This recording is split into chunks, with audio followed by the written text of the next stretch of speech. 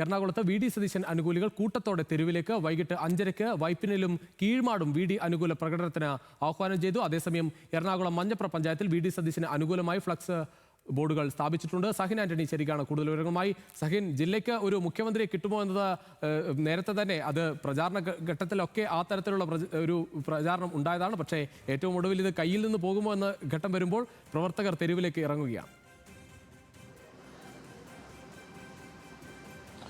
തീർച്ചയായിട്ടും അങ്ങനെ തന്നെയാണ് കരുതേണ്ടത്. ഇന്ന് പലയിടങ്ങളിലും വി ഡി സതീശൻ അനുകൂല പ്രകടനങ്ങൾ നടന്നു വി ഡി സതീശൻ അനുകൂല പ്രകടനങ്ങൾ നടത്താൻ തീരുമാനിച്ചിരിക്കുകയാണ്. ഇന്ന് ചെറായിലാണ്, മറ്റൊന്ന് ആലുവ കീഴ്മാടാണ്. വൈകുന്നേരം 5:30 ഈ രണ്ടിടങ്ങളിലും പ്രകടനം പറഞ്ഞിരിക്കുന്നത്.